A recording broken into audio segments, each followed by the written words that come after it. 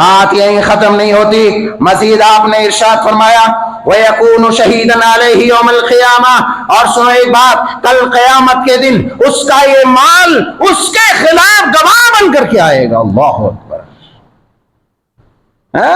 آسانی کے ساتھ ہم سمجھتے ہیں یہ ڈنڈی مار کر، اس کو چونا لگا کر، اس کو ٹوپی پہنا کر، اس کا ٹھگ کے، اس کا ہڑپ کے، اس کا مار کے ناجائز طریقے سے اپنی جہنم میں بھر لے، کھا لے، گندگی بنا کے نکال دے ہوئے، ایسا نہیں ہے، بلکہ قیامت کے دن وہ مال آئے گا اور اللہ کے سامنے وہ مال حاضر ہوگا، اور اللہ رب العزت ذوالجلال والاکرام جو جبار و قہار ہے، ذو الجبروت والملکوت ہے، وہ رب تعالی جل وعلا شانہ اسے بولنے کی قوت عطا کرے گا، ساری چیزیں گواہی دیں گی۔ اس لیے جب تمہاری زبان کھلے کلمہ خیر ادا کرو، اللہ تبارک و تعالیٰ کی حمد بیان کرو، دین کی تبلیغ کرو، قرآن کی تشریح کرو، سنت کی ترویج کرو، تاکہ قیامت کے دن اللہ تبارک و تعالیٰ کے حضور اس کی مخلوقات تیری اس خیر اور نیکی کی گواہ بن کر کے کل قیامت کے دن اللہ کے سامنے آئے۔ لہٰذا اس ضمن میں صحیح بخاری شریف کتاب اس نے جن مخلوقات نے، جنوں نے، انسانوں نے، در و دیوار نے، درخت نے، پتھر نے، شجر نے، حجر نے، ابن ماجہ کی دوسری روایت میں اللہ کے پیارے حبیب علیہ السلام نے اشمعه مدى صوت المؤذن جن ولا انس ولا شجر ولا حجر ولا شيء الا شهد له، کہ کل قیامت کے دن اور دنیا کی جو بھی چیز اذان کی آواز سنے، قیامت کے دن بارگاہ رب العزت میں تیری اذان کی گواہی پیش کرنے کے لیے، تیری اس نیکی کی گواہی پیش کرنے کے لیے اللہ کی بارگاہ میں آ جاوے گی۔ ما لنا الا ما علمتنا انك انت العليم الحكيم رب اشرح لي صدري ويسر لي امري واحلل عقدة من لساني يفقهوا قولي رب زدني علما اللهم ارزقني فهما اللهم انفعنا بما علمتنا وعلمنا ما ينفعنا وزدنا علما ربنا يسر ولا تعسر وتمم بالخير۔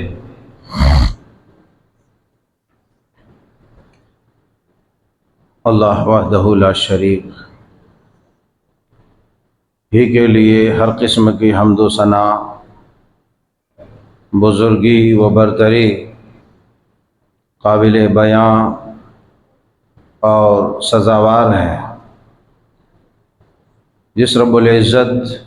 ذوالجلال والاکرام نے ہمیں انسانوں کے سب سے اونچے درجے والی جماعت میں شامل فرمایا،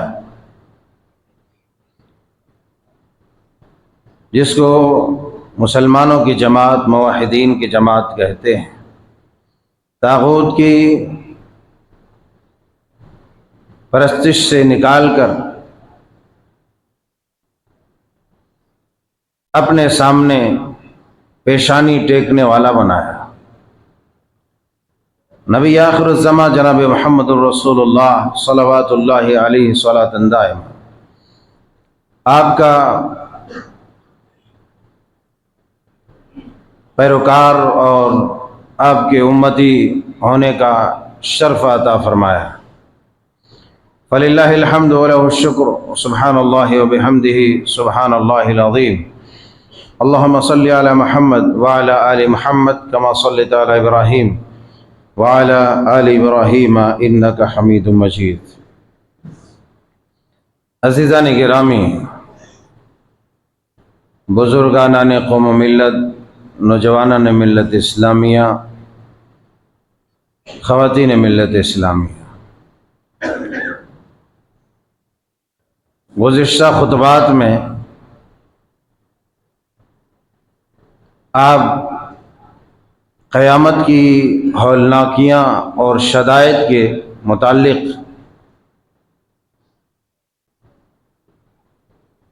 باتیں سماعت فرما رہے تھے۔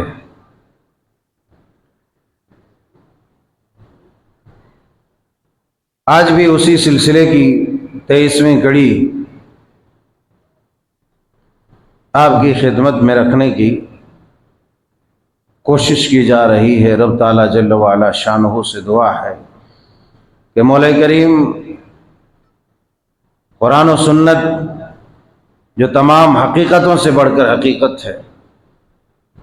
پوری امانت و صداقت اور دیانت کے ساتھ کہنے، سنانے اور ہم سب کو اسی طرح سننے اور کما حقہ عمل کرنے کی توفیق عطا فرما۔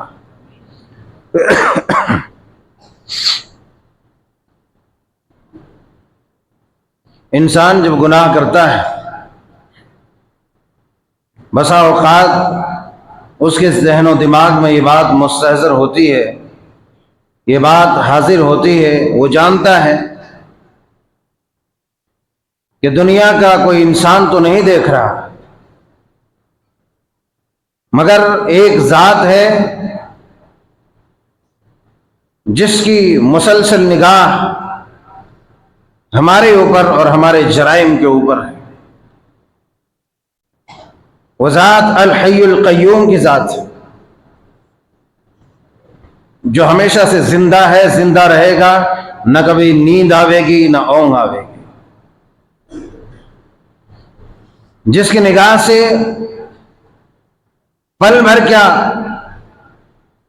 اس سے بھی کم بھر کوئی بھی انسان اوجھل نہیں ہو سکتا۔ انسان اس خوش فہمی میں رہتا ہے کہ دنیا میں کوئی نہیں دیکھ رہا، بس آج موقع ملا ہے کر جاؤ، مالک سے بعد میں نپٹ لیں گے، مالک سے بعد میں نپٹ لیں گے۔ آپ نے گزشتہ خطبات میں یہ بات سماعت فرمائی ہے کہ اللہ رب العزت ذو الجلال والاکرام جب ہنگامہ محشر ہوگا، اللہ کی عدالت لگے گی، اور اس عدالت عظمیٰ میں جس عدالت کے بعد کوئی عدالت نہیں ہوگی، وہ آخری عدالت ہوگی، آخری انصاف گاہ ہوگی، آخری انصاف پرور منصف بادشاہ ہوگا، جس کے انصاف پر، جس کے عدل پر کوئی مخلوق انگلی نہیں اٹھا سکتی، کوئی سوال نہیں کر سکتی۔ مگر جب مجرمین کی جماعت سورہ حامیم کے سجدہ کی آیت کے حوالے سے میں نے بات رکھی تھی کہ اللہ کی جناب میں مجرمین حاضر ہوں گے، اس وقت وہ بکواسی کریں گے، اپنے جرائم کا انکار کریں گے، یہاں تک کہ اللہ رب العزت اس کی زبان بند کر دے گا، منہ پہ تالے پڑ جائیں گے، اور اس کے اعضائے جسم کا ہر حصہ بول اٹھے گا، اور جب وہ واویلا مچائے گا تو وہ کہے گا قالوا انطقنا اللہ الذی انطق کل شیء وهو خلقکم اول مرۃ والیہ ترجعون۔ کہے گا اے بندہ نادان، آج میں تیری اجازت سے، تیرے حکم سے میں بات نہیں کر رہا، آج اس کے حکم سے بات کر رہا ہوں جس نے ہم سب کو، تم سب کو قوت گویائی عطا فرمائی۔ اور بات اتنی تک ختم نہیں ہو جائے گی، انسان اپنے جرائم کو اور جرائم کے بعد اس کے نتائج کو نظر انداز کرتا ہے، وہ سوچتا ہے کہ ساری دنیا اس سے غافل ہے، مگر ساری دنیا اس سے غافل نہیں ہے، زیادہ سے زیادہ دنیا کے لوگ غافل ہوں گے، دنیا والے غافل ہوں گے، مگر جس مقام و محاذ پر تم ان جرائم کو سر انجام دے رہے ہو، رب تعالیٰ جل شانہ کے حکم سے وہ مقام اور وہ محاذ بھی بول پڑے گا۔ آیت کریمہ میں سورہ زلزال کے اللہ فرماتے ہیں یومئذ تحدث اخبارها بان ربک اوحی لها۔ ابھی اتنی گواہیاں بس نہیں ہوں گی تو رب تعالیٰ جل شانہ وہ جبار و قہار، وہ احکم الحاکمین، وہ عزیز و حکیم حکم دے گا زمین کو کہ اے زمین اب تیری باری ہے، تو اس کے خلاف گواہی پیش کر۔ زمین اس دن اپنی گواہیاں پیش کر دیں گی، انسان حیران و شش اشتر ہوگا کہ آخر یہ کیسے ہو سکتا ہے. مگر اے اللہ کے نیک بندو، اللہ تبارک و تعالی قادر القل، قادر مطلق ہے. وہ چاہے جس چیز کو بولنے کی طاقت عطا کر دے. اور یہ بات ایسی نہیں کہ سمجھ میں نہ آوے، یہ کوئی بعید الوقوع بات نہیں ہے، یہ سمجھ میں آنے والی بات ہے. ہمارے زمانے میں وہ چیز بات کر رہی ہے جس کے بارے میں لوگوں نے کبھی تصور بھی نہیں کیا تھا. اور نبی کے زمانے میں نبی کریم صلی اللہ علیہ وسلم کو شجر، حجر اور پتھر بھی سلام کیا کرتے تھے. وہ سلام کا انداز کیا تھا، اس کی باتیں کیسی تھی، اس کی آواز کیسی تھی؟ اللہ نے جس نے قوت گوئی عطا کی اس کو علم ہے، اور جس کو سلام کیا جا رہا ہے اس کو علم ہے، ان کو معلوم ہے. کوئی چیز ایسی نہیں. اللہ تبارک و تعالی یہاں تک کہ گواہی میں انسان کے اموال کو بھی پیش کر دے گا. جس مال پر آج دھڑلے کے ساتھ حکومت کرتا ہے، اور جس مال کے ذریعے حکومت کرتا ہے، جس مال کے ذریعے اپنے اوپر اتراتا ہے، دنیا کے سامنے نہ تو نخرے دکھاتا ہے اور دنیا کو حقیر ترین مخلوقات جانتا ہے.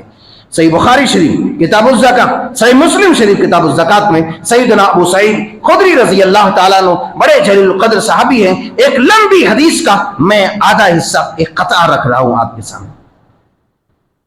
ایک بڑی حدیث ہے، اس کا آدھا حصہ آپ کے سامنے میں رکھنے لگا. اللہ کے پیارے حبیب علیہ الصلوۃ والسلام حضرت ابو سعید خدری بیان کرتے ہیں کہ رسول اللہ صلی اللہ علیہ وسلم نے ارشاد فرمایا، ان هذا المال خضر حلو ونعم صاحب المسلم هو لمن آتى منه المسكين واليتيم وابن السبيل او كما قال رسول الله صلى الله عليه وسلم وانه من ياخذه بغير حقه كالذي ياكل ولا يشبع ويكون علیہ شہیداً یوم القیامہ. میں نے کہا کہ یہ حدیث پاک صحیح بخاری شریف کتاب الزکاۃ اور صحیح مسلم شریف کتاب الزکاۃ میں ایک لمبے سلسلے کے ساتھ موجود ہے. میں نے آدھا حصہ آپ کے سامنے رکھا ہے. آدھا حصہ ایسا ہے کہ اگر ہم بغور سماعت کر لیں ہمارے دل کی دھڑکنوں میں تیزی آ جائے گی. ہم یہ سمجھتے سب کچھ ہم ساری چیزیں ہماری بس ہمارے سوا کوئی نہیں، ہمارے مال کے سوا کوئی نہیں، ہماری عزت و جلال کے سوا کوئی چیز نہیں. ایسا نہیں ہے، ایسا نہیں. اللہ والو، اللہ کے پیارے حبیب علیہ الصلوۃ والسلام بیان فرماتے ان هذا المال، یہ مال ہے خضر حلو، یہ مال ہے اس کے اندر بڑی مٹھاس ہے، اس کے اندر بڑی شادابی ہے، اس کے اندر بڑی چاشنی ہے، اس کے اندر بڑی لذت ہے. یہ بڑی آکرشک چیز ہے، بڑی پرکشش چیز ہے، بڑی لذت دار چیز ہے، بڑی لذت دار چیز ہے. مگر ایک بات یاد رکھو، وَنِعْمَ صَاحِبُ الْمُسْلِمِ، سب سے بہترین اس کا ساتھی مسلمان، سب سے بہترین مسلمان، سب سے بہترین اس مال کا مالک، سب سے بہترین اس مال کا ساتھی وہ ہے کہ هو لمن آتى منه المسكين واليتيم وابن السبيل، کہ جو اس مال کا مالک اس مال کے ذریعے مسکین کو آسودہ حال کرے، مسکین کو دے، مسکین کی ضروریات کو پوری کرے. اسی طریقے سے یتیم کی پرورش و پرداخت کرے، یتیم کے اوپر خرچ ہو وبال، اور وابن السبیل مسافروں کے اوپر اس پر خرچ ہو. تو یہ اس مال کا سب سے بہترین ساتھی ہے، سب سے بہترین ساتھی، اس مال کا سب سے بہترین مالک هو لمن آتى منه المسكين واليتيم وابن السبيل. اس کے بعد آپ بیان فرماتے ہیں او كما قال علیہ الصلوۃ والسلام، یا اسی طرح اور آپ علیہ الصلوۃ والسلام نے ارشاد فرمایا. اتنی بات تو بیان فرما دی، یعنی یہ بتایا جا رہا ہے کہ ایک انسان کے پاس جو مال ہے اس مال کے مستحقین کون ہے، کہاں تک ان کا مال پہنچنا چاہیے، یا صرف اس مال کا وہی مالک ہے جس کے پاس وہ مال ہے. اگر ایسا کوئی سمجھ رہا، ایسی کوئی خام خیالی میں مبتلا ہے اور اپنی منمانی خواہشات کے پیچھے تمام مالوں کو بے دریغ خرچ کر رہا ہے، عیاشیوں میں، بدماشیوں میں، لذتوں میں تمام مال کو فنا کر رہا ہے تو اسے خبردار ہو جانا چاہیے، اسے خبردار ہو جانا چاہیے۔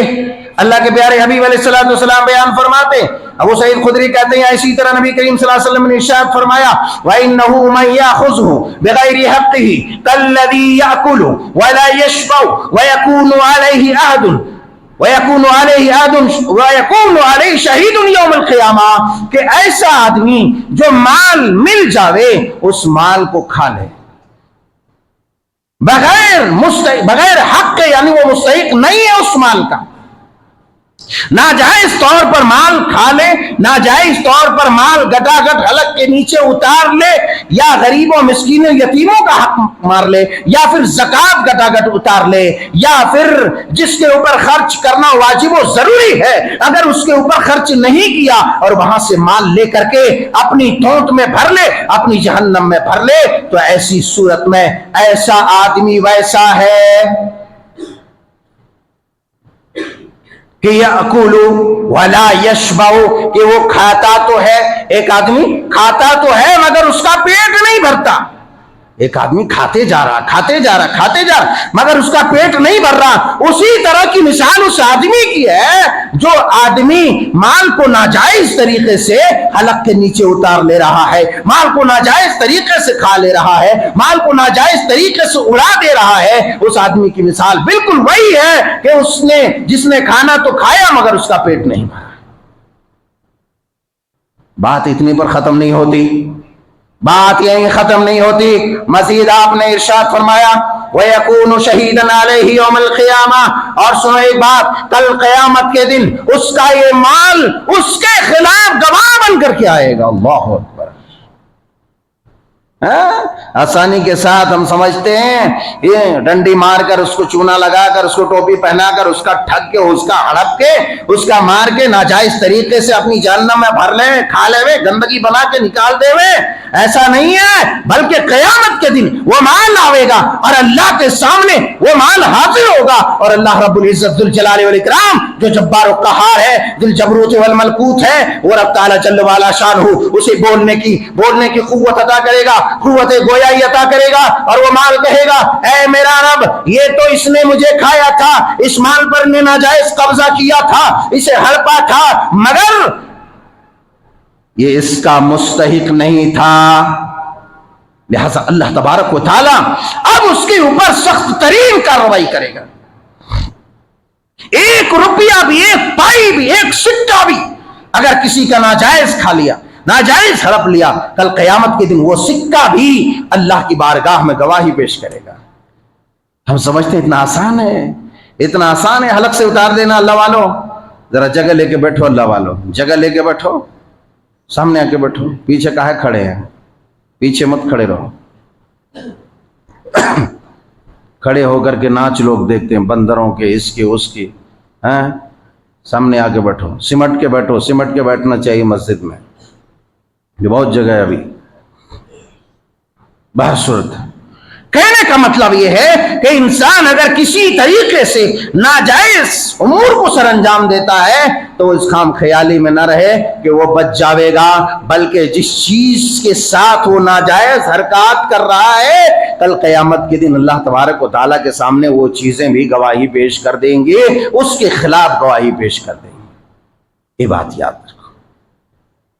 اگر ایسا ہے کہ ساری چیزیں گواہی پیش کریں گی تو ہم ایسا کام کیوں نہ کریں کہ ہمارا گواہ بن کر کے آئے، خیر کا گواہ بن کر کے آئے، بھلائی کا گواہ بن کر کے آئے، نیکی کا گواہ بن کر کے آئے، مگر اس کے برعکس دن رات ہمارے کس میں کٹ رہے ہیں؟ رات دن برائیوں میں، رات دن برائیوں میں۔ کیا مال ہے، کیا اموال ہے، کیا جائیداد ہے، کیا پراپرٹی ہے، کیا عزت ہے، لوگوں کی عزتوں پہ لوگ پڑے ہوئے ہیں، عزتوں کو پامال کرنے پڑے ہوئے ہیں۔ ارے جہاں تم عزتوں کو پامال کرنے کی باتیں کرتے ہو، سازشیں کرتے ہو، منصوبے کرتے ہو، خدا کی قسم وہ جگہ بھی قیامت کے دن گواہی دیں گے تمہارے سے، وہ جگہ بھی گواہی دے گی۔ اس لیے اس خام خیالی میں نہ رہو، اگر وہاں تم ہو، تمہارا ساتھی ہے، تیسرا تیرا رب موجود ہے وہاں پر۔ اتنا آسان ہے. تیسرا تیرا رب موجود ہے. ان ربک لبالمرصاد، تیرا رب تو گھات میں ہے. چکنی چپڑی باتیں کرتے ہو، سمجھتے ہو کہ نہیں کوئی نہیں جان رہا ہے، سامنے والے کو بیوقوف بنا دیا، الو بنا دیا ہے. جب وہ سامنے آیا تو اس کی برائیوں پر پردہ ڈال دیا، دوسروں کے سامنے اس کی برائی کرنے لگا. تو 1000 جوتے پڑیں گے تب سمجھ میں آئے گا کہ نہیں یہ بات میری غلط تھی. ساری چیزیں گواہی دیں گی. اس لیے جب تمہاری زبان کھلے کلمہ خیر ادا کرو، اللہ تبارک و تعالیٰ کی حمد بیان کرو، دین کی تبلیغ کرو، قرآن کی تشریح کرو، سنت کی ترویج کرو، تاکہ قیامت کے دن اللہ تبارک و تعالیٰ کے حضور اس کی مخلوقات تیری اس خیر اور نیکی کی گواہ بن کر کے کل قیامت کے دن اللہ کے سامنے آئے. لہٰذا اس ضمن میں صحیح بخاری شریف کتاب الاذان اور صحیح مسلم شریف کتاب الاذان میں ایک حدیث پاک سیدنا حضرت ابو سعید خدری رضی اللہ تعالی عنہ سے مروی ہے. حضرت ابو سعید خدری رضی اللہ تعالی عنہ کہتے ہیں سمعت رسول اللہ صلی اللہ علیہ وسلم یقول لا يسمع مدى صوت المؤذن جن ولا انس ولا شيء الا شہید له یوم القیامہ. میں نے کہا کہ یہ صحیح بخاری شریف کتاب الاذان کی حدیث سے پاک ہے. حضرت ابو سعید خدری رضی اللہ تعالیٰ عنہ بیان فرماتے ہیں کہ آپ علیہ الصلوۃ والسلام نے ارشاد فرمایا لا يسمع مدى صوت المؤذن الا مدى صوت المؤذن جن ولا انس ولا شيء الا شهد له يوم القيامہ، کہ قیامت کے دن مؤذن کی آواز کو جن مخلوقات نے، اس نے جن مخلوقات نے، جنوں نے، انسانوں نے، در و دیوار نے، درخت نے، پتھر نے، شجر نے، حجر نے. ابن ماجہ کی دوسری روایت میں اللہ کے پیارے حبیب علیہ الصلوۃ والسلام نے ارشاد فرمایا لا يسمعه صوت المؤذن، لا يسمعه مدى صوت المؤذن جن ولا انس ولا شجر ولا حجر ولا شيء الا شهد له. کہ کل قیامت کے دن جب ایک مؤذن یہاں اذان دیتا ہے، ایک مؤذن اذان دیتا ہے، اسی لیے حضرت ابو سعید خدری رضی اللہ تعالیٰ عنہ نے سیدنا حضرت عبد الرحمن بن صعصع رضی اللہ تعالیٰ عنہ کو کہا کہ تم وادیوں میں جاتے ہو، تم صحراؤں میں جاتے ہو، تم جنگلوں میں جاتے ہو، اگر جاتے ہو تو اس بات کو یاد رکھ لو، میں نے نبی کریم صلی اللہ علیہ وسلم کو ارشاد فرماتے ہوئے سنا کہ جو بھی کوئی چیز تمہاری اذان کی آواز کو سنے، لہذا تم جب وادیوں میں جاتے ہو تو زور سے اذان دیا کرو تاکہ دور تک تمہاری اذان کی آواز جائے. اور جب کوئی انسان، کوئی جن، کوئی شجر، کوئی حجر، درخت، پتھر، مٹی، ذرہ اور دنیا کی جو بھی چیز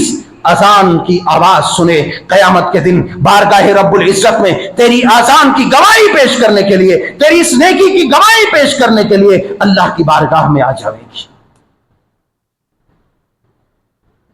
اللہ کی بارگاہ میں. لہذا نیکی کا کام کرو، خیر کا کام کرو، بھلائی کی دعوت دو. اگر تم بھلائی کی دعوت دیتے ہو، قرآن کی تلاوت زور سے کرتے ہو، تسبیحات زور سے کرتے ہو، تحلیلات و تکبیرات زور سے کرتے ہو، خدا کی قسم قیامت کے دن تسبیحات و تحلیلات جن مخلوقات نے سنی ہے تمہارے فیور میں گواہی دینے کے لیے قیامت کے دن اللہ کے سامنے آ جائے. آج اذان دینا ہم معمولی سمجھتے ہیں، یا اذان دینے والے کو حقیر سمجھتے ہیں. اذان دینا بھی معمولی حقیر کام سمجھتے ہیں، اذان دینے والے کو بھی حقیر سمجھتے ہیں. اچھا، یہی وجہ ہے کہ بعض مساجد میں اذان دینے کے لیے سیدھا مردوں کو اٹھا کے لایا جاتا ہے، جن کے نہ تلفظ صحیح ہے، نہ جن کی آواز صحیح ہے، جن کے الفاظ کی ادائیگی صحیح ہے، کہ اب اذان دے رہا ہے تو انا للہ پڑھا جائے گا. اذان دے رہا، انا للہ، ختم. ایسے اذان دے رہا. ارے اذان کوئی معمولی چیز نہیں ہے. اچھا، بہت سارے لوگوں کو اذان دینے کا شوق بھی ہوتا ہے، مگر غریبوں کو اذان صحیح سے کہنا ہی نہیں آتا ہے. پتہ نہیں کیا کیا کیسے کیا